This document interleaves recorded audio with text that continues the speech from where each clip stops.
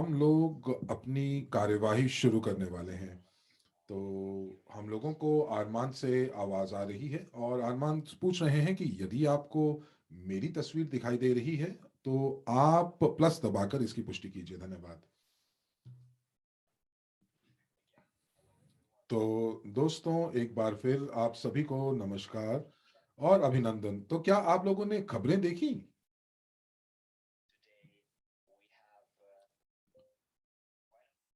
आज हमारे पास काफी नए समाचार हैं जो प्रकाशित हुए हैं।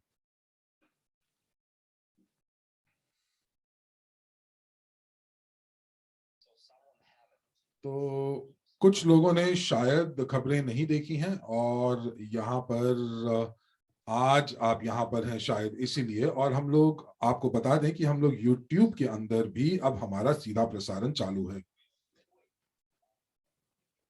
आप लोग मुझे प्लस दबाकर चैट में जरूर बताएं कि अगर आप कल या परसों या किसी भी समय आप जो है अंदरूनी जानकारी के लिए जो बैठकें हुई हैं उनका आप हिस्सा थे, क्योंकि आज की जो ये बैठक है ये एक तकनीकी और एक आरामदायक बैठक होगी।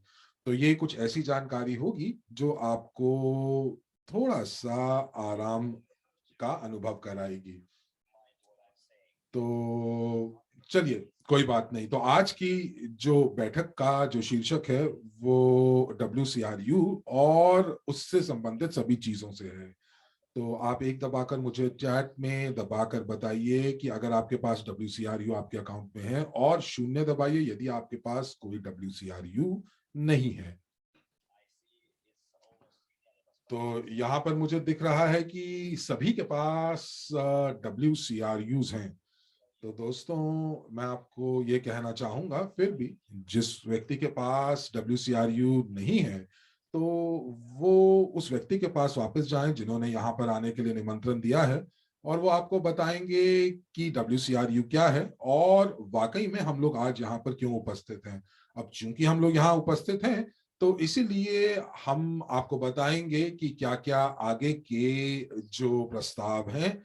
तो मीला भी आज हमारे साथ जो है वो मौजूद होंगी, जैसा कि आप लोगों ने जरूर सुन लिया होगा। तो मीला जो है शायद अंग्रेजी या रूसी कक्ष में कहाँ पर होंगी, और मीला ने कहा कि वो अंग्रेजी कक्ष में उपलब्ध होंगी। तो आज हम दोनों जो हैं इस बैठक की मेजबानी करेंगे, और जो लोग हमारे साथ बहुत सालों से जुड़े हुए हैं और अंग्रेजी में जैसे कहते हैं कि खुश भरे दिन, तो वाकई में कुछ चीजें जो हैं जो कि बहुत देर से कहीं नहीं गई थी, वो चीजें आज गति पकड़ रही हैं। तो अब देखना यह है कि ये कहां तक हमें लेकर जाएंगे। अब ये आखिरी प्रश्न आपसे, मुझे 3 दबाकर चैट में बताइए यदि आप WCRU टेलीग्राम के समूह में हैं, ग्रुप में हैं, और 3 दबाकर मुझे इसकी पुष्टि कीजिए, और अगर शून्य यदि आप उस टेलीग्राम चैट के अंदर नहीं है। तो यहां पर मैं देख पा रहा हूं कि काफी सभी लोग जो हैं वो इस चैट का हिस्सा है। तो मैं शुरू कर सकता हूं ये कहते हुए कि यदि आप WCRU टेलीग्राम चैनल के ऊपर जाते हैं तो आप वहां पर देखेंगे कि बहुत ही निराशावादी जो परिस्थितियां हैं वो बनी हुई हैं। और वो क्यों? क्योंकि वहां पर हमारे पास 3300 सक्रिय जो लोग हैं। चलिए मैं इनको दूसरे शब्द में बोलता हूं कि 3300 जो 68 लोग हमारे साथ वहां पर मौजूद हैं, उसमें से केवल 1500 जो है वो सक्रिय हैं। तो अब ये जो 1500 सक्रिय हैं, इनसे मेरा क्या मतलब है? तो आज हम लोगों को जो हम लोग चाहते हैं कि हम लोगों को नतीजे प्राप्त हों, जैसे कि अगर हम लोगों को 3000 के समूह में केवल और केवल 30 लोग अगर हमें हार्ट भेज रहे हैं, दिल की इमोजी भेज रहे हैं, तो क्या ये जो है वो पर्याप्त है? जी नहीं। और मैं आपको ये भी बता दूं कि हमारे ऊपर निगरानी भी रखी जा रही है।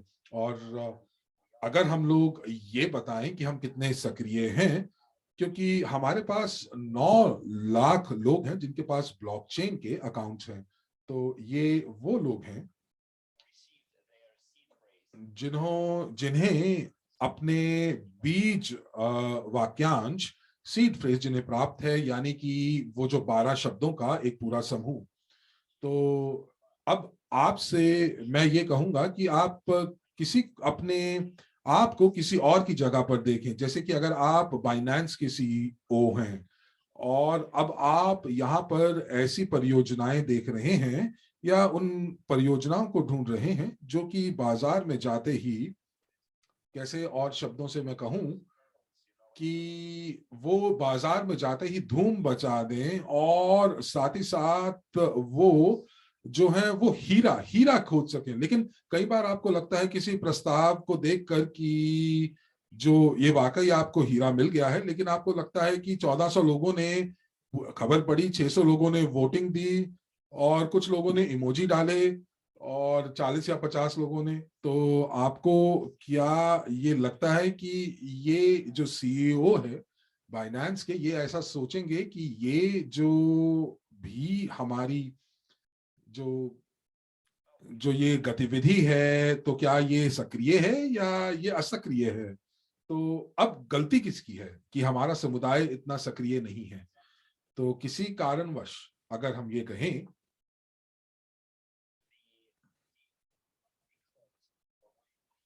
कि जो सौदा है, जो डील है, वो हमारे हमारी वजह या हम लोग जिस हिसाब से सोच रहे हैं वो वाकई में पूरी नहीं हो पा रही है। तो कुछ लोग यहाँ पर लिख रहे हैं कि ये सब सेंटा सेंटा क्लॉज की गलती है। तो इससे पहले कि मैं मीला को यहाँ पर बुलाऊं, लेकिन मैं उससे पहले आपको कुछ WCRU परियोजना के बारे में कुछ बताना चाहूंगा। कौन से चरण में हम लोग इस समय हैं, हम लोगों को क्या कदम हम लोगों ने उठा लिए हैं, कौन से कदम अभी हमें उठाने शेष हैं।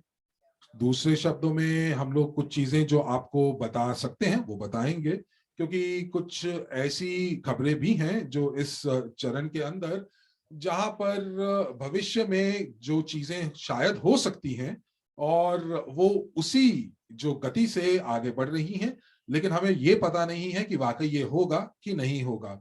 तो इसीलिए मैं आपको सारी बातें नहीं बता पाऊंगा।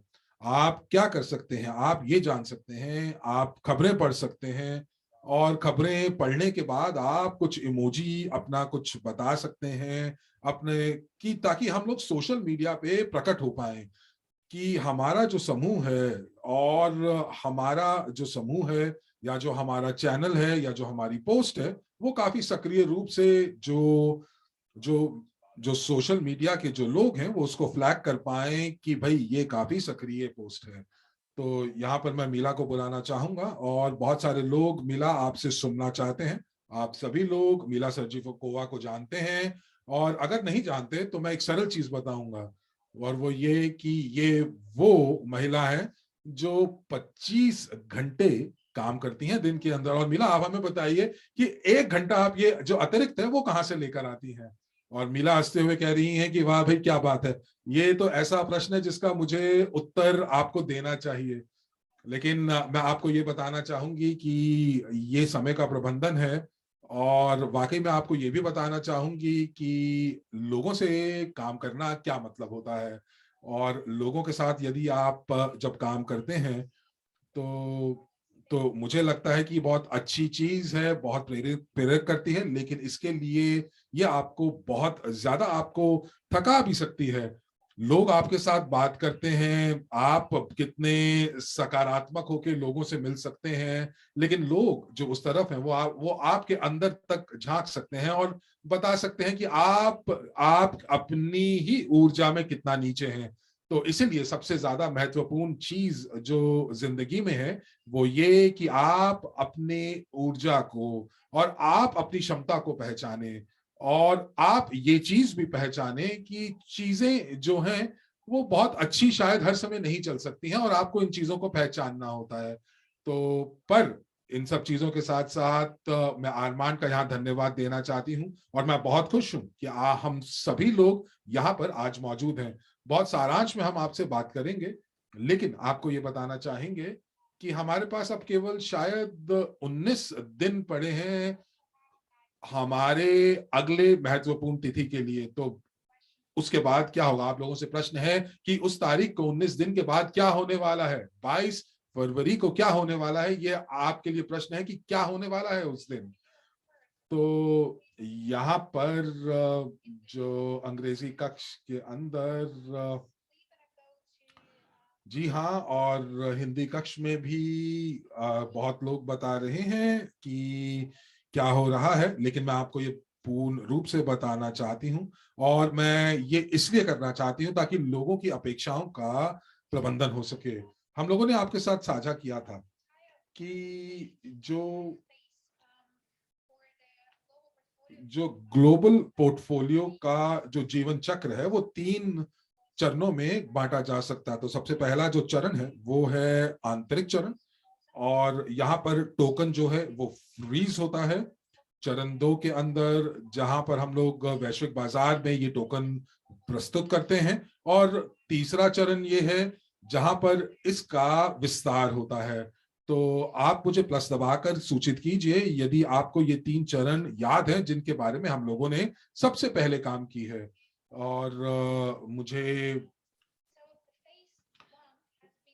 तो यहाँ पर मैं आपको बताना चाहूंगी कि चरण पहला वो पूरा हो चुका है, और पहले चरण के अंदर जो सबसे ज्यादा हम लोगों से प्रश्न पूछा गया और वो प्रश्न पूछे जा रहे हैं वो प्रलेखन यानी डॉक्यूमेंटेशन के ऊपर है। और हम लोगों को ये सुनिश्चित करना था, और ये चरण 2 के अंदर भी, कि सभी के सभी जो जो इवैल्यूएशन है, जो मूल्यांकन है, वो हम लोगों को करवाना था, जो कि हम लोग कर चुके हैं। और जो चरण 1 का जो जो जो नतीजा निकला, जैसे कि हम लोगों ने जहां पर लोगों को, जैसे पहले हम लोगों ने लोगों को कुछ टोकन दिए जब वो कुछ खरीदते थे, शैक्षिक कार्यक्रम खरीदते थे और उनके साथ उनको उपहार मिलते थे, तो उन सभी चीजों को ये हम लोगों के ऊपर देखा जाता है कि हम लोगों ने जो आप लोगों को या जो लोगों से हम लोगों ने वायदे किए वो पूरे किए कि नहीं किए। तो ये चरण 1 के अंदर सारी गतिविधियां थी। अब आप मुझे 1 से 10 तक के बीच में मुझे ये बताइए कि आपको क्या लगता है कि हम लोगों ने वाकई वो सारी की सारी चीजें जो चरण 1 के अंदर, यानी कि जो हम लोगों ने आपसे कही थी, क्या वो हम लोगों ने आपको दी? तो अगर आप हाँ या ना, तो आप प्लस यानी कि 1 और 10 के बीच में हमें बताइए। 1 वो जो कहते हैं कि हमने कुछ भी आपको नहीं दिया, और जो 10 जो हम लोगों ने दिया है। तो यहाँ पर हम लोगों ने यहाँ पर तृतीय पक्ष की जो मूल्यांकन हम लोगों ने किया है, जी हाँ, सभी परिसंपत्तियों के लिए हम लोगों ने किया है। हम लोगों ने यहाँ पर सारी की सारी चीजें जो हैं वो चरण 1 की पूरी करनी है। हम लोगों ने बहुत मेहनत की है, बहुत ऐसी रातें बिताई हैं जो कि जहां पर हम सोए नहीं हैं, लेकिन हमने काम किया है। और हम लोगों ने बहुत अच्छा कार्य किया, क्योंकि बहुत सारे लोग ऐसा भी सोच सकते हैं कि शायद हम लोगों ने आपकी जो अपेक्षाएं हैं उनको पूरा नहीं किया, लेकिन ये अपेक्षा क्या है ये आपको सोचना है। अगर ये अपेक्षा है कि 1 साल के अंदर आप समृद्ध बन जाएंगे, तो ये गलत है। और अगर कोई भी व्यक्ति आपसे ये वादा करता है तो शायद वो आपको सही दिशा नहीं दिखा रहा है। और इसीलिए यहाँ पर आपको ये देखना है कि यहाँ पर हम लोगों को वाकई में सबसे पहले ये कहते हैं कि आप जानकारी प्राप्त करें, शिक्षा प्राप्त करें, और शिक्षा प्राप्त करें कि किस प्रकार से आप जिन प्रस्तावों में, जिन योजनाओं का आप हिस्सा बन रहे हैं, वो किस प्रकार कार्य करती हैं। मैं इस कंपनी का बहुत समय से हिस्सा हूं, और मैं आपको ये बता सकती हूं कि आज जितनी भी परिसंपत्ति यहाँ पर है वो इसलिए क्योंकि ये कंपनी यहाँ पर मौजूद है, और वो इसलिए जो मैंने भी अपने व्यक्तिगत तौर पर जो मैंने अपनी परिसंपत्ति बनाई है, क्योंकि वो मुझे जानकारी जो है मुझे यहाँ से प्राप्त हुई है। तो मैं आपको ये कह सकती हूँ कि चरण 1 हमने सफलतापूर्वक पूरा किया है। अगले 18 दिन के अंदर हम चरण 2 में चले जाएंगे। और इसका क्या मतलब हुआ? चरण 2 का मतलब कि जो टोकन है वो अनफ्रीजिंग उनकी शुरू हो जाएगी, अनफ्रोजन शुरू हो जाएंगी।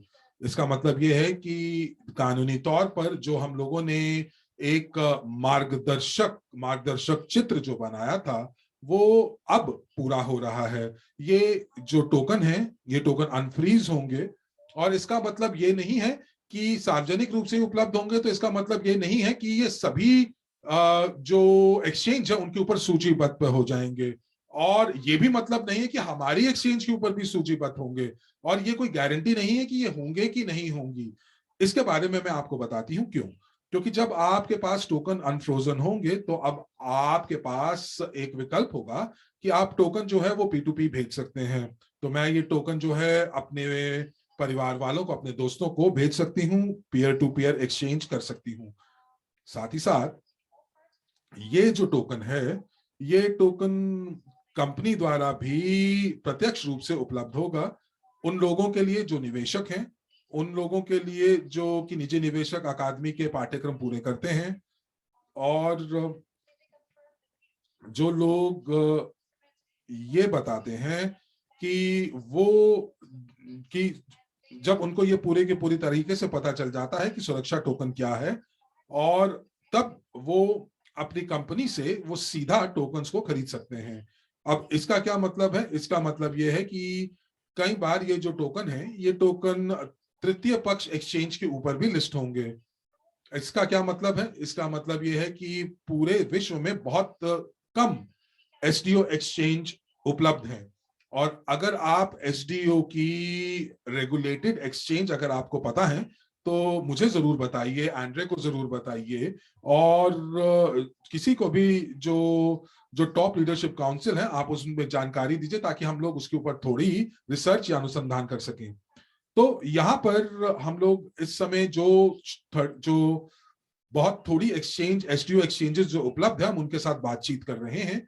और दूसरा, यूटिलिटी टोकन्स। तो यूटिलिटी टोकन, यहाँ पर हम लोगों के सामने कई बार तकनीकी चुनौतियां आ जाती हैं, क्योंकि जब ब्लॉकचेन टोकन जो है वो किसी तीसरी एक्सचेंज के ऊपर जाता है, तो कुछ तकनीकी दिक्कतें आती हैं। तो यहाँ पर इसीलिए हमारे पास कुछ हमें तकनीकी दिक्कतें आ रही हैं, लेकिन जो हमारी कंपनी है, वो कंपनी जिसके साथ हम लोग अपना टोकन सूचीबद्ध करने जा रहे हैं, क्या वो कानूनी रूप से सही है?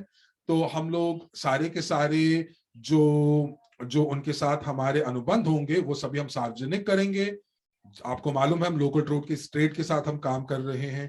तो दूसरे चरण के अंदर हम लोग और क्या करेंगे? हम लोग बड़े बड़े निवेशकों को कंपनी के अंदर लेकर आएंगे।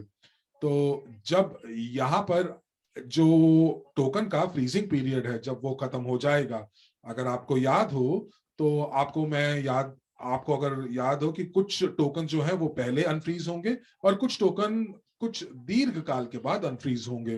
तो इसका क्या मतलब है? इसका मतलब ये है कि जो टोकन है, कुछ टोकन जो है वो अनफ्रीजिंग की प्रक्रिया से गुजरेंगे, और बड़े निवेशक, हेज फंड्स जो हैं, वो कंपनी से ये टोकन खरीद सकते हैं। चरण 2 का और क्या मतलब है? चरण 2 का ये मतलब भी है कि पहली बार ऐसा होगा कि कंपनी हमारे समुदाय से बाहर जाएगी, और सार्वजनिक रूप से बाहर जाएगी। ये बहुत ही ज्यादा जो महत्वपूर्ण बात है। देखिए, जब हम लोग आप बाहरी एक्सचेंज के ऊपर जो सूचीबद्ध होते हैं, और हम लोग बाहरी मार्केट्स के ऊपर जब हम लोग लक्ष्य धारण करते हैं या लक्ष्य रखते हैं, तो हमारे जो जो संचार के जो चैनल्स हैं, उन चैनल्स के ऊपर हम लोगों को सक्रिय होना पड़ता है। अब अगर वो सक्रिय नहीं होंगे, तो क्या होगा? तो ये कंपनियां हमारे तरफ आकर्षित नहीं होंगी। तो यहाँ पर लोग जो हैं वो यही सोचेंगे कि लोग जो हैं वो टोकन्स को बेचना चाहते हैं। तो इसीलिए क्यों ऐसे टोकन्स को खरीदना जिनकी मांग ही नहीं है? तो इसीलिए यहाँ पर जो आपूर्ति और मांग और आपूर्ति का जो जो ये संबंध है, ये हम लोगों को बनाना पड़ता है। हम लोगों को यहाँ पर देखिए, आप लोगों का समर्थन चाहिए, मिला और आरमान को नहीं, बल्कि न्यू को आपका समर्थन चाहिए। हम लोगों को आप लोगों से जो है, आम लोग जो कि हमारे जैसे हैं, उनसे हमें समर्थन चाहिए, जो कि सकारात्मक रूप से सोशल मीडिया के ऊपर हमारे टोकन के ऊपर बात कर रहे हैं। आप उत्साहित हैं, और ये जो टोकन है, ये टोकन ठीक है, उनका आंतरिक मूल्य बढ़ेगा, इन आप जो है ये यहाँ पर एक द्वितीय मूल्यांकन होगा इन टोकनों का, और उसके बाद ये जब बाजार में उपलब्ध होंगे तब ये द्वितीय मूल्यांकन इसका शुरू होगा। और ये द्वितीय मूल्यांकन जो है वो क्रोव इंटरनेशनल कंपनी करेगी। और इसीलिए हम लोगों को वाकई में बहुत सकारात्मक सा रुझान इन टोकनों के लिए बनाना है। और कल ही मैं इस बड़ी कंपनी के साथ बात कर रही थी, और उनका कार्य ये था कि वो बहुत सारे टोकन्स को वो सूचीबद्ध करते हैं, वो सलाहकार सेवाएं देते हैं ऐसी कंपनियों को जो कि अपने टोकन को सूचीबद्ध कराना चाहते हैं, चाहे वो सिक्योरिटी टोकन हो या यूटिलिटी टोकन हो। और जो चीफ सिक्योरिटी ऑफिसर थी उन्होंने ये कहा कि देखिए, अगर समुदाय जो है वो सकारात्मक होती है टोकन के लिए, तो हर एक एक्सचेंज आपके पास आएगी, आकर्षित होकर आपके पास आएगी और आपके टोकन को सूचीबद्ध करना चाहेगी, और इससे ये मांग आपके टोकन की बढ़ेगी। लेकिन अगर आपकी जो जो जो आपका जो समुदाय है वो निराशावादी होगा, तो फिर जो बाहर के लोग हैं वो मूल्य नहीं देख पाएंगे आपके टोकन का। अब आपको याद रखना है कि हमारे पास एक जो सिक्योरिटी टोकन है, ये ही एक टोकन है जो कि रेगुलेटेड है, जिसकी पृष्ठभूमि में परिसंपत्ति है। तो यहाँ पर कोई कोई छोटे मोटे टोकन्स की बात नहीं कर रहे हैं कि एक बस विचार आया और उसके बाद निवेशकों ने मिलकर उस टोकन को बना दिया। जी नहीं, यहाँ पर इसके ये जो टोकन है इसकी नींव के अंदर बहुत बहुत ज्यादा मूल्य है, इसके अंदर बहुत ज्यादा परिसंपत्ति है, इसकी पृष्ठभूमि में बहुत परिसंपत्ति है। आप यहाँ पर आप जो है ये सोच भी नहीं सकते कि ये टोकन वाकई इसका कोई मूल्य नहीं है। ऐसा नहीं है, इसका मूल्यांकन बहुत ज्यादा है। तो जब हम लोग टोकन को लॉन्च करेंगे तो आप लोगों को सकारात्मक रहना है, आशावादी रहना है। और अब हमारे पास एक यूटिलिटी टोकन होगा, और हमारे पास एक चार्ट यूटिलिटी टोकन का होगा, और एक चैनल जो है वो सिक्योरिटी टोकन के लिए होगा। क्योंकि हमारे जो जो मस्तिष्क के अंदर हम लोगों को लगता है कि कंपनी हमारे साथ, हम लोगों के पास इतनी सारी चीजें जो चल रही हैं कि हमें लगता है कि सारी चीजें एक जैसी हैं। नहीं, तो ये दो टोकन अलग अलग हैं, और हम लोगों को अपने आप को शिक्षित करना है कि ये समुदाय के अंदर जो है एक सिक्योरिटी टोकन है, और इस चैनल के अंदर अलग ब्रांड है, अलग रुझान है, और इसकी एक अलग वेबसाइट होगी, एक अलग तरीके से इसको सूचीबद्ध किया जाएगा। और ये वाकई में केवल और केवल ग्लोबल पोर्टफोलियो के ऊपर आधारित होगा। दूसरा, सीआरयू और यूएनटीबी टोकन्स होंगे, और उनके लिए वो जो चैनल्स हैं वो अलग होंगे। तो जब आप सुरक्षा टोकन की बात कर रहे हैं, तो आप सुरक्षा टोकन की जो कस्टमर सर्विस है उससे आप बात करें। जब आप यूटिलिटी टोकन की बात करते हैं तो आप यूटिलिटी टोकन की चैट का इस्तेमाल करें। तो यहाँ पर आप अलग अलग चैट्स का ध्यान रखें, दोनों को मिलाएं ना। और इसीलिए हम लोगों को अपने आप को शिक्षित करने की जरूरत है। हम लोगों को ये जरूरत है कि ये दोनों चीजें अलग हैं। और अगर निजी निवेशक का एक जो नियम है और वो है विविधीकरण का और डाइवर्सिफिकेशन का, तो अब हम लोग यहाँ पर अलग अलग वो टोकरियां हमारे पास हैं, जहां पर हमारे पास हमारे जो निवेश है वो अलग अलग टोकरियों के अंदर हो रहे हैं। हमारे पास यूनिटेक्स है, और कंपनी जो है इन सभी जो टोकरियों का जो है वो प्रतिबिंब है, प्रतिनिधित्व करती है। तो एक और कंपनी है जो कि हम लोगों को अंतरराष्ट्रीय स्तर के ऊपर हम लोगों को अंतरराष्ट्रीय स्तर पर लेकर जाने वाली है। तो अंतरराष्ट्रीय बाजार के अंदर हमारी खबरें आने वाली हैं, अलग अलग लेख प्रकाशित होने वाले हैं, अलग अलग जो निवेश की वेबसाइट्स हैं उनके ऊपर हमारे टोकन की जानकारी हम देने वाले हैं। तो बहुत सारी चीजें जो है हम सोशल मीडिया के ऊपर या इन निवेश की दुनिया के अंदर करने जा रहे हैं। तो बहुत सारे नए लोग हमारे साथ जुड़ने वाले हैं। तो चलिए तैयारी करते हैं 22 फरवरी की, और हम लोग अगले चरण के ऊपर जाएंगे विकास के। लेकिन अपेक्षा मत कीजिएगा कि 22 तारीख को आप उठेंगे और आप बिल्कुल अलग मूल्य देखेंगे टोकन का। जी नहीं, ऐसा नहीं होने वाला है। लेकिन हाँ, एक बहुत बड़ा कदम न्यू के लिए हम उठाने वाले हैं। हम लोग सभी उसी मिशन का हिस्सा हैं। हम लोगों ने कभी भी दिशा नहीं बदली है, हम लोगों ने कभी भी ऐसा नहीं किया है कि हम लोगों ने कुछ कहा और कहीं और हम लोगों ने कार्य किया, लेकिन पहले दिन से हम लोग यही कह रहे हैं कि विश्व के अंदर आर्थिक संक्रांति लेकर आएंगे और वही हम उसी दिशा में चलते जा रहे हैं। अब चाहे आप कहां से हैं, कौन से देश से हैं, क्या आपका अनुभव है, कितना आप जानते हैं, उससे कोई फर्क नहीं पड़ता। कोई भी एमएलसीआई के अंदर आकर सहमालिक बन सकता है और जो उत्पाद हमारे पास है वो हमारे उत्पादों के साथ इस इकोसिस्टम का हिस्सा बन सकता है। तो यही आप हैं और यही हम करते हैं। अब आपका समर्थन चाहिए, आप लोगों को चैट में बुलाएं, अपना उत्साह जाहिर करें, नए लोगों को आकर्षित करें। और आज से लेकर 22 तारीख तक जब ये टोकन जो लॉन्च होगा तो ये वैश्विक स्तर के ऊपर होगा और ये हमारे जो है बैक ऑफिस के अंदर भी आप जो है लोग सीधा वहां पर भी आ सकते हैं, लेकिन हम लोग आपको बताएंगे कि एक टोकन सूचीबद्ध भी होगा और एक रोड मैप जो हमने आप लोगों के साथ साझा किया है यूएनटीबी और सीआरयू के लिए, वही वैसा ही एक रोड मैप, एक मार्गदर्श चित्र आपके साथ हम लोग डब्ल्यू क्रू के लिए भी करेंगे। तो हम इस मिशन का हिस्सा हैं। आप आसपास देख सकते हैं कि हमारे साथ कितने लोग हैं, कितने लोग हमारे, कितने लोगों की जिंदगी बदली है और ये वाकई एक गर्वित क्षण है। और आप लोग गर्व से इस कंपनी के साथ जुड़े हुए हैं, आप सुन रहे हैं हमें, आप इसका हिस्सा बनना चाहते हैं और मैं वाकई बहुत खुश हूं, बहुत ज्यादा उत्साहित हूं इस सफर को आपके साथ करने के लिए, कंधे से कंधा मिलाकर। तो मुझे उम्मीद है कि यहाँ पर मैंने आपको स्पष्टता दी है कि आने वाले 18-19 दिनों में क्या होने वाला है।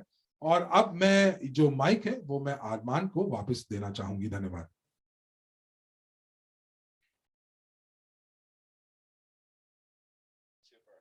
बहुत बढ़िया मिला, बहुत बढ़िया, धन्यवाद आपका। लेकिन आपने मेरा प्रश्न का उत्तर नहीं दिया। आपने ये जो अतिरिक्त 1 घंटा है वो कहाँ से आप ढूंढ कर लाती हैं? मजाक कर रहा हूं, कोई बात नहीं। तो दोस्तों, आप 1 से 10 के बीच में मुझे बताइए कि मीला ने जो आपको बताया वो कितना स्पष्ट था। 1 बिल्कुल भी स्पष्ट नहीं था और 10 वाकई में सब कुछ बहुत स्पष्ट है। बहुत बढ़िया, धन्यवाद। यहाँ पर मीला, आप यहाँ पर देख पा रहे हैं कि हमें हिंदी कक्ष के अंदर सभी 10 दे रहे हैं, 1 2 8 1 4 मिल रहा है, लेकिन यहाँ पर वाकई में लोगों को समझ में आ रहा है। तो दोस्तों, अगर आप स्पष्ट नहीं है तो आप टेलीग्राम चैट का हिस्सा बने और आप वहां पर देखेंगे कि आपको ज्यादा जानकारी प्राप्त होगी और ये जानकारी वहीं रहेगी। तो आप यहाँ देख रहे हैं कि जो प्रबंधक हैं, वो जो ऑर्गेनाइजर है, वो इस लिंक को आपके साथ साझा कर रहे हैं। तो आप अपने लिंक को पिन कीजिए अपने फोन के ऊपर और उस चैनल के साथ आप जुड़िए और इस चैनल के ऊपर हम पूरी की पूरी जानकारी आपको देंगे, एक पूरा का पूरा जो कैंपेन है वो भी चलाएंगे। मीला ने एक और बहुत दिलचस्प बात कही। उन्होंने कहा कि तो चलिए दूसरे दूसरे शब्दों में बोलते हैं, आप मुझे प्लस दबाकर चैट में बताइए कि अगर आप चाहते हैं कि बाइनेंस एक्सचेंज हमारे पास आए और कहें यार आपका टोकन तो बहुत अच्छा है और हम लोग आपको सूचीबद्ध करना चाहते हैं, तो आपके पास इतना बड़ा समुदाय है, आपसे भीख मांगते हैं कि आप हमारे अपने टोकन को हमारे बाइनेंस पर लिस्ट कीजिए। देखिए, सभी लोग यही चाहते हैं, लेकिन आपको ये समझना पड़ेगा कि हमें उसके लिए कुछ एक योजना बनानी होगी, कुछ कदम उठाने होंगे और ये सारे के सारे कदम मैं आपके साथ साझा करना चाहूंगा। और खास करके उन लोगों के लिए जो लोग मुझ पर विश्वास नहीं करते। तो आप किसी भी कंपनी के पास जाएं और जो जो कोई भी कंपनी जो टोकन को सूचीबद्ध करने की सेवाएं प्रदान करती है, आप किसी भी कंपनी के पास जाएं और उनकी वेबसाइट के ऊपर जाएं। आप गूगल कर सकते हैं या इंडेक्स यूज कर सकते हैं, इस्तेमाल कर सकते हैं और आप टोकन लिस्टिंग कंपनी को गूगल भी कर सकते हैं जो कि टोकन सूचीबद्ध सेवाएं प्रदान करता है, और वहां जाके ये देखें कि कितनी सूचीबद्ध होने की कीमत लगती है और दूसरा किस चीज की आवश्यकता है ताकि ये सूचीबद्ध हो सके उसके लिए क्या अनिवार्य शर्तें होती हैं, किस प्रकार के दस्तावेजों की आवश्यकता होती है ताकि आपका टोकन जो है वो सूचीबद्ध हो सके। और अंतिम चीज ये है कि आपको उनसे ये पूछना है कि क्या करना चाहिए बाइनेंस या कॉइन मार्केट कैप में या बाकी अन्य एक्सचेंज पे। ये उन लोगों के लिए है जो कि हमेशा ये कहते हैं अरे ये तो बाएं हाथ का खेल है। आप ऐसा करिए, अपने घर जाएं और जो डायरेक्टर हैं बाइनेंस को उनको फोन करें और उन्हें बोले कि अरे मेरे पास एक बहुत ही बढ़िया ख्याल है, एक विचार है, और कुछ करिए आप मेरे टोकन को सूचीबद्ध करने के लिए। अरे नहीं, ऐसा नहीं होता है, दो तरह से काम होता है। या तो $1,000,000 आपके पास कीमत हो, जी हाँ ये न्यूनतम राशि है। जैसे कि मान लीजिए अगर आपके पास $1,000,000 है तो आप वहां जा सकते हैं, और बाइनेंस के लिए $1,000,000 तो एक क्षण का लेन देन होता है। वो वहां प्रति क्षण जो बाइनेंस है उसके अंदर $1,000,000 के लेन देन हो जाते हैं। और ये पता लगाने के लिए कि किस प्रकार का ये टोकन है उसके लिए मानवीय संसाधनों की आवश्यकता होती है। ये बहुत ही जटिल प्रक्रिया है। केवल एक ही चीज है जो उनके ध्यान को हमारी ओर आकर्षित कर सकता है, आप लिख सकते हैं इसे, वो है सक्रिय समुदाय। केवल और केवल यही वो चीज है जो कि उनके ध्यान को आकर्षित कर सकता है अरबों खरबों में से। और आपको उन्हें ये दिखाना है कि कितने गंभीर और सक्रिय रूप से आपका समुदाय काम करता है, कितना मूल्यवान आपका समुदाय है जो हमारे एक्सचेंज पे आने वाला है, जो कि खरीद करेगा, बेचेगा, लेन देन करेगा, कारोबार करेगा इस संपत्ति का जिसका प्रस्ताव आप हमारे लिए लेके आए हैं। नूरलान कह रहे हैं ये $1,000,000 की लागत लगती है इसमें। बिल्कुल बिल्कुल, 1 मिलियन से तो शुरुआत होती है, खास करके अगर आप तृतीय पक्ष कंपनियों के साथ काम करते हैं, क्योंकि वो हर चीज का आयोजन करके रखते हैं। लेकिन अगर आप सीधे तरीके से बाइनेंस के पास जाते हैं तो वो कम से कम तो आपसे $1,000,000 या $2,000,000 कम से कम लेंगे।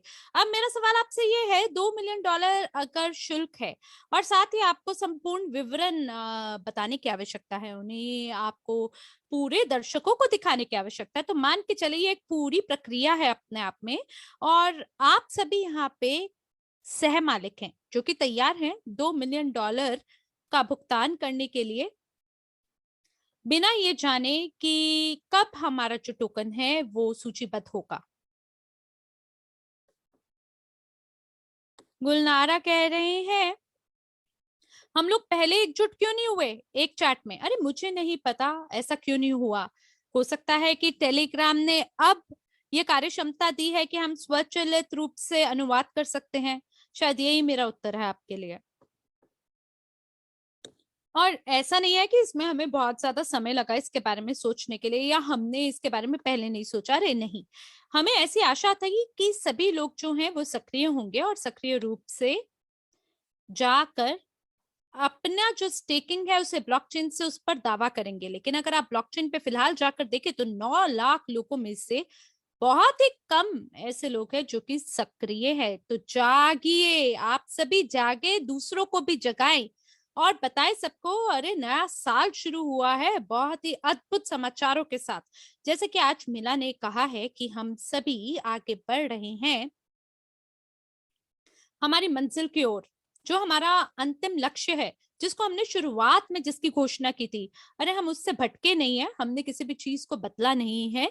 हमारी कोई इच्छा नहीं है कि सभी चीजों को बंद कर दें और चीजों को बंद करके ऐसे भूल जाए जैसे कोई बुरा सपना था। नहीं, हम सब अपने सामान्य लक्ष्य की ओर बढ़ रहे हैं, जो कि 1 बिलियन सह मालिकों के साथ आगे बढ़ना है। साथ ही 80 बिलियन टोकन है, और 1 बिलियन टोकन तो ऐसा है जैसे 80 बिलियन प्रत्येक इंसान के लिए। अगर हम इसे औसतन रूप से गणना करते हैं तो ये इतना पड़ेगा। तो कोई पूछ रहा है क्या कंपनियां गतिविधियों की मांग करती हैं कि हमारी ब्लॉकचेन पे कैसी गतिविधि है। दोस्तों देखिए, वो इस चीज का निवेदन करते हैं। कल्पना कीजिए कि आप स्वामी हैं या सीईओ है एक बहुत बड़े एक्सचेंज के, तो आपका ध्यान किस चीज की ओर होगा। कृपया करके आप चैट में लिख दीजिए, आपके लिए केंद्र बिंदु ध्यान का क्या होगा अगर आप एक बहुत बड़े एक्सचेंज के सीईओ हैं।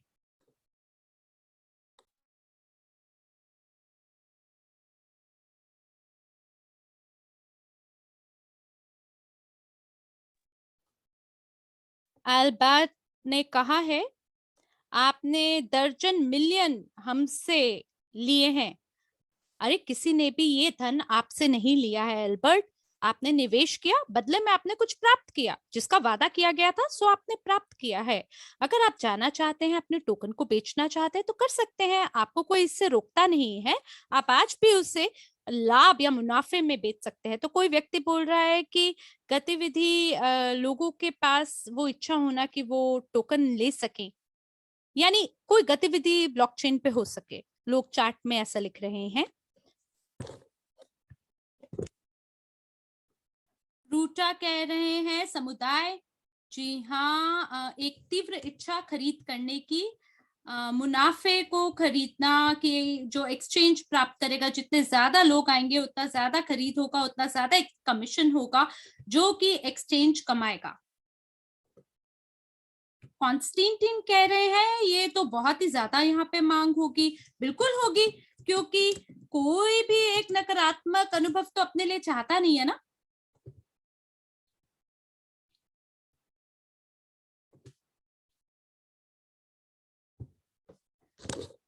तो जो लेन देन है, सकारात्मकता, सामाजिक नेटवर्क, जी हाँ दोस्तों, जो कुछ भी आप यहाँ कह रहे हैं वो सब कुछ इस वेबिनार के अंदर शामिल है, और ये वेबिनार उसी चीज के बारे में है। तो आप में से वो सभी लोग जिन्होंने मेरे पोस्ट को आज ट्विटर पे देखा होगा, आप तो जानते ही हैं कि आज हमारी एक और बैठक थी, और हमारी एक कंपनी आज काम कर रही है मूल्य को बढ़ाने में, और कीमत जो हमारे पूरे वैश्विक निवेश पोर्टफोलियो की है उसको बढ़ाने में वो लगे हुए हैं।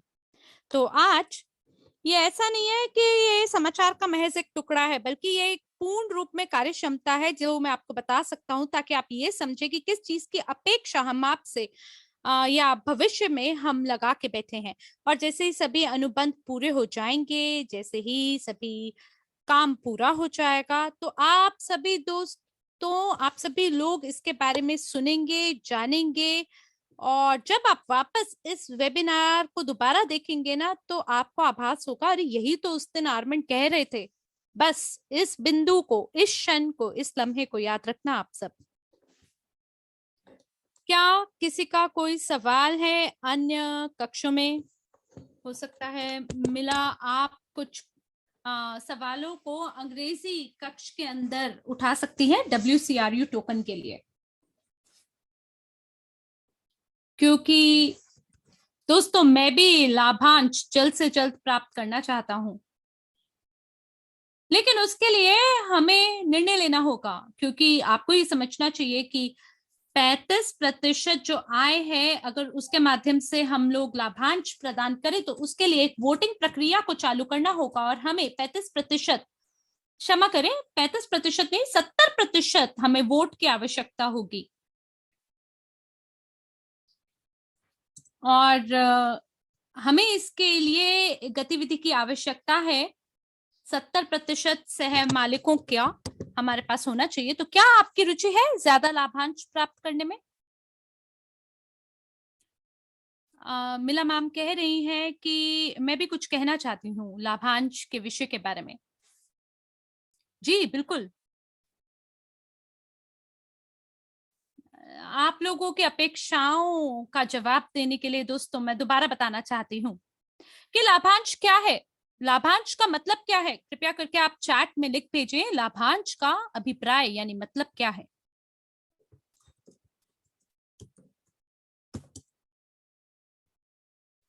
लोग बोल रहे हैं लाभ, return on investment, profit sharing. जी हाँ, जी हाँ, बिल्कुल। तो आप मुनाफा कह रहे हैं, ठीक है। अब आप कल्पना कीजिए कि हमारे पास बहुत सारे व्यवसाय हैं, और ये सभी जो व्यवसाय हैं इनमें सबसे पहले इन्हें एक सफलता के बिंदु पे पहुंचना होता है, और उसके बाद यानी ब्रेक इवन पॉइंट पे पहुंचते हैं, और उसके बाद व्यवसाय को शुरू करना होता है। जब वो व्यवसाय सफल हो जाता है तो राजस्व आता है। जो राजस्व है वो बराबर की मात्रा में आवंटित होता है, और उस राजस्व का कुछ प्रतिशत लाभ और हानि की ओर जाता है, क्योंकि देखिए सभी जो लाभांश, सभी जो राजस्व है वो लाभ तो होता नहीं है, और राजस्व को हम वॉल्यूम कहते हैं, उसी के आधार पे लाभ और हानि का मूल्यांकन होता है, और फिर ये जो लाभ है उसे बांटा जाता है, जो कि आपके वोटिंग परिणाम के अनुसार हमें पता चलेगा, जैसे कि आर्मेंट्स ने अभी आपको बताया। पर अगर हम हमारे पोर्टफोलियो की ओर देखें तो वो कौन से क्षेत्र हैं जो हमें तीव्र गति से लाभ दे सकते हैं, मुनाफा दे सकते हैं। एक बारी और बोलती हूँ, वो कौन से खंड है हमारे पोर्टफोलियो के जो कि हमें तीव्र गति से लाभांश प्रदान कर सकते हैं। तो दोस्तों, अब आप और मैं, हम दोनों देख पा रहे हैं समस्या कहाँ है। जी हाँ, बसाल्ट। किसी ने बसाल्ट लिखा है। तो बसाल्ट फिलहाल एकदम स्टार्टअप के स्तर पे है। फिलहाल जो बसाल्ट है वो पूर्ण रूप से अपनी फैक्ट्री के साथ शुरुआत उसने नहीं की है, और उसका उत्पादन भी फिलहाल शुरू नहीं हुआ है, सभी उपकरण भी तैयार नहीं है, और जो बसाल्ट है वो, उसके पास अभी सभी संभावित जो अनुबंध हैं वो नहीं है, जिसके माध्यम से बसाल्ट प्रौद्योगिकी मांग में आ सके। बसाल्ट ने अभी तक अपने राजस्व को प्राप्त नहीं किया है। तो कौन सा लाभांश के बारे में हम फिलहाल बात कर रहे हैं बसाल्ट से? अगर बसाल्ट कंपनी अभी तक अपने एक जो मध्य बिंदु है, जो ब्रेक इवन पॉइंट है, वहां तक भी नहीं पहुंचा है, तो बसाल्ट से हमें तब लाभ मिलेगा जब हमारी सभी फैक्ट्री होगी, सभी प्रक्रियाएं चालू हो जाएंगी, जब हमारे ग्राहक बसाल्ट में आके बोलेंगे मुझे बसाल्ट खरीदने की आवश्यकता है अपनी प्रौद्योगिकी के लिए, क्योंकि मुझे भव्य घरों का निर्माण करना है। तो जब इस प्रकार से हमारे पास खूब सारी निधियां होंगी, जिसके माध्यम से हम लोग एक सफलता के बिंदु पे पहुंचेंगे, ब्रेक इवन पॉइंट पे जब पहुंचेंगे। और इसका क्या मतलब है? इसका ये मतलब है कि जितना भी निवेश किया हुआ धन होगा वो वापस से अपने निवेशकों के पास आ जानी चाहिए, भौतिक रूप से नहीं, बल्कि ये वो धन है जो हमारे लिए काम करना शुरू करे। देखिए, हमें पहले प्रारंभिक निवेश की आवश्यकता है, उसके बाद जो इतने भी खर्चे हैं वेतन के लिए, उत्पादन के लिए और अन्य प्रकार के खर्चों के लिए, वो देके उसके बाद जो हमारे पास लाभ आता है, उस लाभ में से आपको लाभांश मिलता है। तो इससे दोस्तों, अगर आपको ये लगता है कि बसाल्ट या ग्लोबल यूनिट पे आपको बहुत बड़े बड़े लाभांश अगले महीने से देने वाला है, तो नहीं, आप गलत सोच रहे हैं। ये सभी जो कंपनियां हैं, दोबारा दोहराती हूँ, ये स्टार्टअप है। इनको अभी भी निर्माण करने की आवश्यकता है अपने पूर्ण रूप से ग्राहक आधार का। उन्हें ब्रेक इवन पॉइंट पे पहुंचना है, उन्हें राजस्व प्राप्त करना है, उन्हें सभी खर्चों का भुगतान करना है, उसी के बाद उनको लाभ मिलेगा। जो लाभ आएगा वो सभी में बांटा जाएगा। तो देखिए, ये जो कंपनी है बच्चे समान, बालक समान है। तो आप कल्पना ना करें कि आप स्टार्टअप में निवेश करेंगे और अगले महीने से ही आपको लाभांश मिलेगा। नहीं, ये आप सही नहीं सोच रहे हैं यहाँ। और जो भी लाभांश है वो आपको तब मिल सकता है जब आप निवेश करते हैं शेयर में, कारोबार में, ट्रेडिंग में, क्रिप्टो करेंसी से। यानी जब आप सस्ते में क्रिप्टो करेंसी को खरीद के आप उसे जब बेचते हैं, तो जो बीच का अंतर है, वो जो अंतर है उसे स्टॉक प्रॉफिट बोला जाता है, और उस प्रॉफिट को सभी टोकन धारकों के बीच में आवंटित किया जाता है। पर दोस्तों, आप ये देखिए कि हमारा जो पोर्टफोलियो है आज, उसका निर्माण एक त्वरित रिटर्न प्राप्त करने के लिए नहीं है। क्योंकि अगर इसके पीछे ये ख्याल होता कि चलिए एक पोर्टफोलियो का निर्माण करते हैं जो कि आपको त्वरित रूप से रिटर्न दे, तो यकीन माने मेरा, जो कंपनियां हैं जैसे ग्लोबल यूनिट पे है या गोल्ड माइनिंग कंपनियां हैं, उस तरह से हम लोग नहीं शुरू करते। तो आप ये समझे कि हमें एक इस प्रकार के पोर्टफोलियो का निर्माण करना है, जो कि, मैं सही शब्द नहीं ढूंढ पा रही हूँ, जो कि जो संभावित व्यवसाय क्षेत्र की कंपनियां हैं, जो हमें भव्य रिटर्न प्रदान कर सके और दीर्घकालिक अवधि के रूप में खिलाड़ी की तरह खुद को बाजार में खड़ा करे। तो अगर आप प्रतिद्वंदियों को देखेंगे जो ग्लोबल यूनिट पे के हैं, जैसे पेपाल है और बाकी अन्य है, तो उनके पास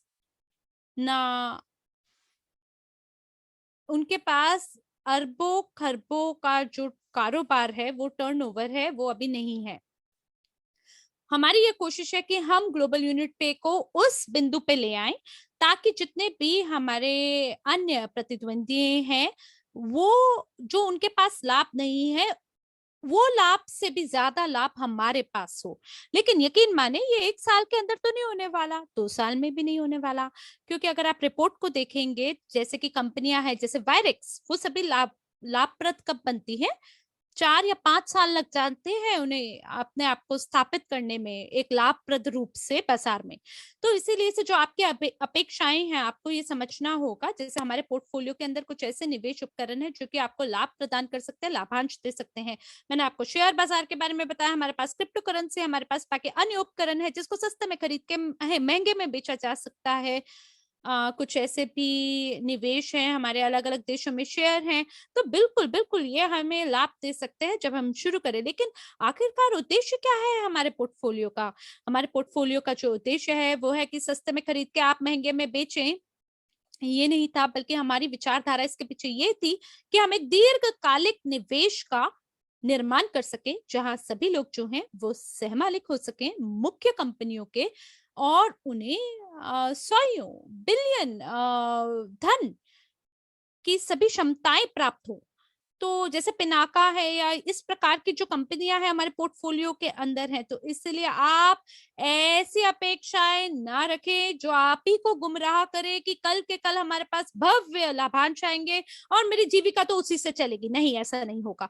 हमें लाभांश उन क्षेत्रों से मिलेगा जिनके बारे में मैंने आपको अभी बताया है, और जैसे तरल संपत्ति वाले हमारे खंड है। और अगर हम उन कंपनियों के बारे में बात करें जैसे बसाल्ट है और बाकी इत्यादि है, तो इसके अंदर भाई समय लगता है। और वो जो कंपनियां हैं जिसके अंदर हमने निवेश किया है, तो आर्मंड्स आपके साथ मिलके 7 साल पहले की ये बात है, आयरलैंडन कंपनी थी शायद, आप क्या कहते हैं, बहुत बड़ा एक ऐसा गुब्बारा जिसके अंदर बहुत सारे लोग एक साथ हो सकते हैं। और मेरा ख्याल है 6 साल हो गए हैं या 7 साल हो गए हैं। पर ऐसा नहीं है कि इस कंपनी ने अभी तक लाभांश नहीं दिया, बल्कि जो शेयर का, प्रति शेयर का जो मूल्य है ना, वो भी अभी तक बढ़ा नहीं है। तो इसीलिए मैं आपको आमंत्रण देती हूँ, निजी निवेशक अकादमी के सभी पाठ्यक्रमों से जो ज्ञान मिलता है वो लीजिए। ये जाने क्या लाभ है, क्या लाभांश है, कौन सी कंपनियां हैं जो आपको तीव्र गति से लाभांश देंगे, और कौन सी ऐसी कंपनियां हैं जो कि आपको त्वरित लाभांश नहीं देती, क्यों वो आपको त्वरित लाभांश नहीं देती। और ये सभी सवालों का आपके पास उत्तर होना चाहिए, और आपको ये सभी प्रत्येक सत्र से जवाब मिलेगा। और आपके पास एक सटीक समझ होनी चाहिए कि निवेश आखिरकार है क्या। मेरा आपको ये कहना है कि आप ऐसे पोर्टफोलियो का निर्माण करें जो कि दीर्घकालिक रूप में आपको मुनाफा प्रदान करें। और जिस प्रकार से हमारे जो टोकन का मूल्य था पहले और आज से अगर आप देखेंगे, तो उसमें भव्य भव्य अंतर है। पहले का मूल्यांकन देखें, अभी का मूल्यांकन देखें, बहुत बहुत बड़ा अंतर है। क्षमा कीजिएगा, मैंने थोड़ा लंबा बात कर दी आपसे, लेकिन मुझे आशा है कि आपको सटीक समझ जरूर आई होगी मेरी बात से। धन्यवाद है आपका मिला। जी हाँ, मुझे याद है वो जो परियोजना थी जिसके अंदर मिलके हमने निवेश किया था। देखिए दोस्तों, जो मिला ने अभी कहा स्टार्टअप के बारे में, मेरा ख्याल है वो तो शायद स्टार्टअप भी नहीं था, बल्कि उसमें सरकारी समर्थन था यूके में। और हमने निवेश किया था क्राउड क्यूब संसाधनों से। ये इसी तरह है जैसे एक क्राउड इन्वेस्टिंग मंच होता है, तो हमने शेयर प्राप्त किए, और बिल्कुल वो जो कंपनी है उसके जो शेयर है उसमें कोई विकास वृद्धि नहीं हुआ।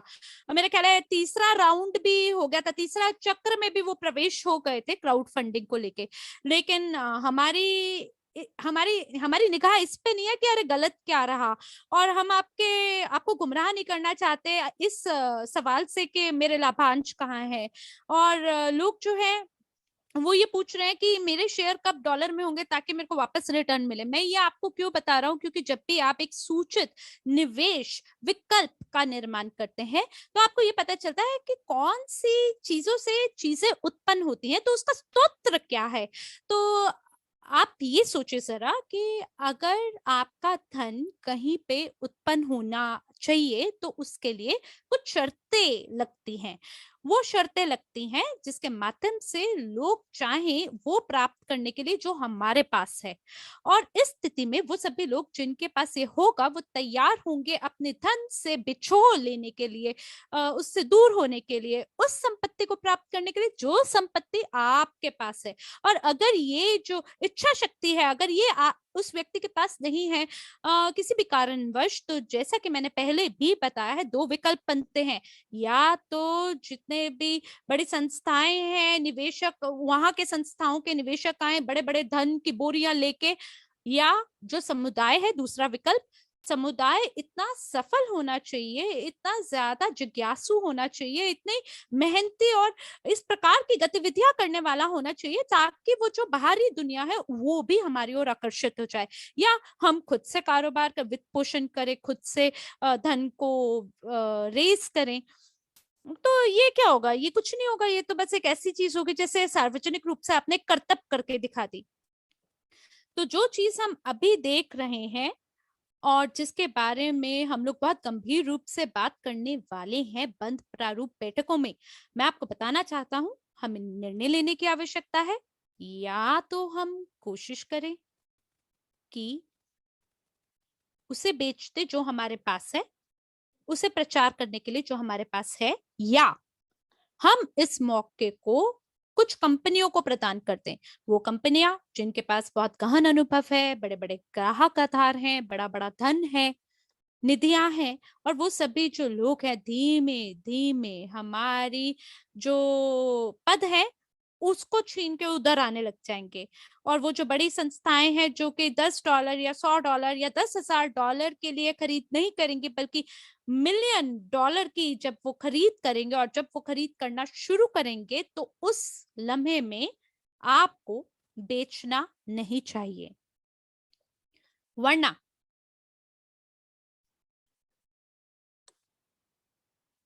वरना कल्पना कीजिए कि फिलहाल आपके पास $1,000,000 है। तो मुझे जरा ये बताएं कि क्या आप 1 मिलियन WCRU लेना चाहेंगे $1,000,000 से, या क्या आप इंतजार करना चाहेंगे जो मूल्य है भाई वो बढ़ जाए 10 सेंट तक और तब मैं खरीदूंगा $1,000,000 के कीमत पर WCRU, जब वो 10 सेंट पे जाएगा?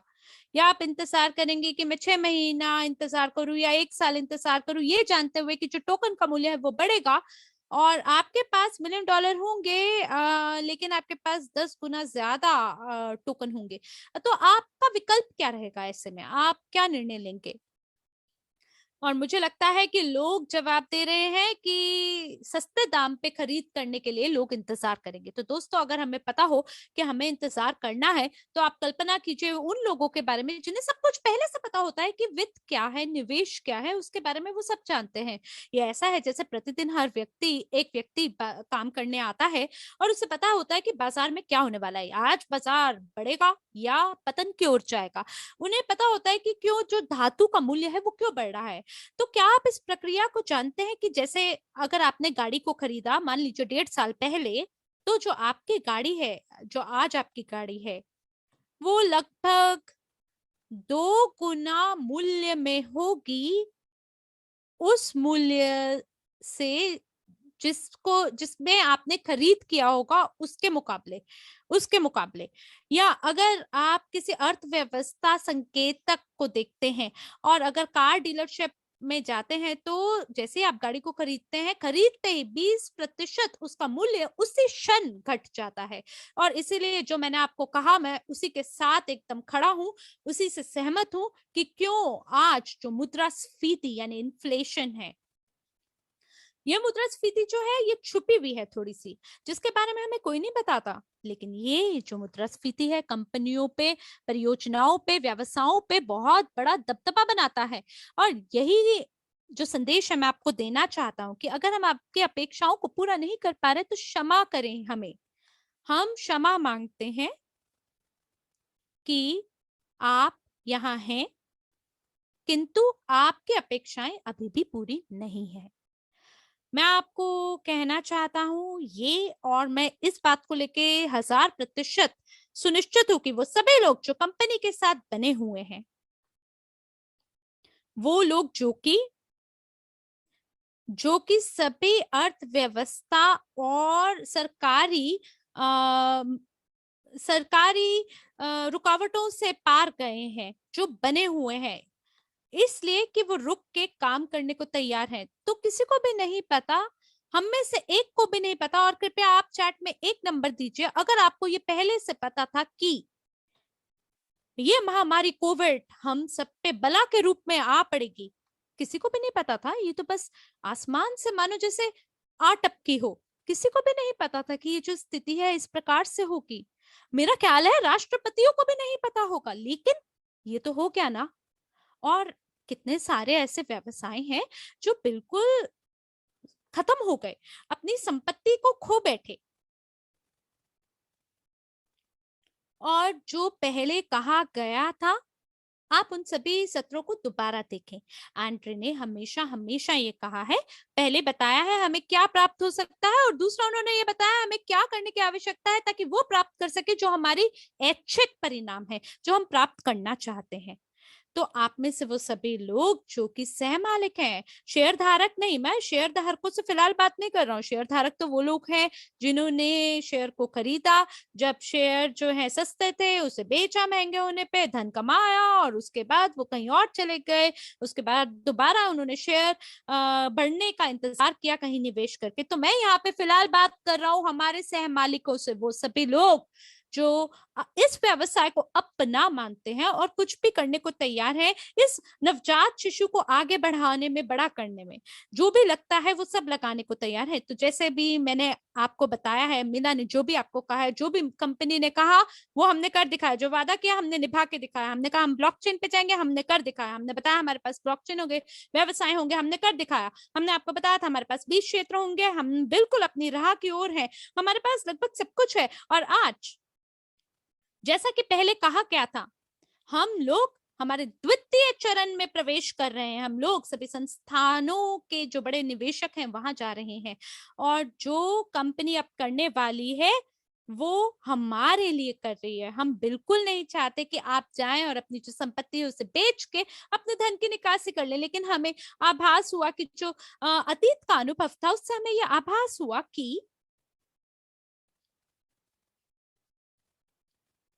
कि हमारे पास वित्तीय साक्षर समुदाय नहीं है। देखिए, हमें ईमानदार होना चाहिए यहाँ पे। क्यों? क्योंकि एक कानूनी समझ होती है कि व्यवसाय को कैसे चलाया जाता है। एक एक एक समझ होती है वित्तीय रूप से कि किस तरह से जो बाकी अन्य भागीदार हैं वो आज समझते हैं या देखते हैं या पढ़ते हैं या सुनते हैं जो हम कह रहे हैं, जो हम लिख रहे हैं, और उसी के आधार पे वो अपना स्वयं विश्लेषण करते हैं कि कितनी मजबूत हमारा समुदाय है और कितनी दूर तक ये समुदाय हमारे साथ चलने को तैयार है। पर आज क्या आभास हो रहा है कि शायद हम दूर तक जाने को तैयार नहीं थे, और इसीलिए कंपनी ऐसे कई कदमों को उठाएगा ताकि वो सभी लोग जो हम पे भरोसा नहीं करते हैं आज 1 या 2 साल में इस क्षण पे वापस आके कहेंगे हाँ, उन्होंने सही कदम उठाए थे उस समय।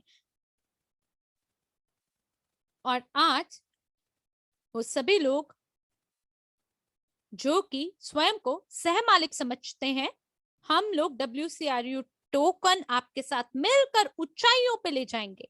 क्योंकि ये जो टोकन है इसके आधार पे आपको स्वयं शोध करना चाहिए, जांच करनी चाहिए। WCRU ही केवल वो ऐसा टोकन है आज जो कि केवल एक व्यवसाय या 2 व्यवसाय नहीं बल्कि दर्जनों व्यवसायों से बैकअप है, और यही हमारा मूल्य है। और इसीलिए मैं चाहता हूं आप सभी लोग ये समझे ये क्या है, क्यों बढ़ने वाला है, किस प्रकार की संभावनाएं आपके लिए लेके आया है, और उसी अनुसार आप सूचित निर्णय लीजिए। धन्यवाद है आपका, आप सभी लोगों को बहुत सारी शुभकामनाएं। मुझे आशा है आप लोग जरूर शोध करेंगे, पंजीकरण करेंगे, क्योंकि आपका जो पूंजीकरण है वो इसी के ऊपर आधारित होगा। तो मिला, अगर आप कुछ कहना चाहती हैं आपका स्वागत है, अगर नहीं तो हम आज की बैठक को यहीं समाप्त करते हैं। तो ठीक है, लगता है मिला जा चुकी है, तो आज की इस बैठक को हम यहीं समाप्त करते हैं। और आप लोगों के लिए किसी वीडियो को इस खुशनुमा लम्हे पे चलाते हैं। और आपसे देवी और संचनो हिंदी अनुवादक के रूप में मैं साक्षी मल्होत्रा और मेरे साथ हरमीत सिंह जी लेते हैं यहीं विदा। अगले सत्र में नए जोश और उमंग के साथ दोबारा मुलाकात होगी। तब तक के लिए शुभ रात्रि।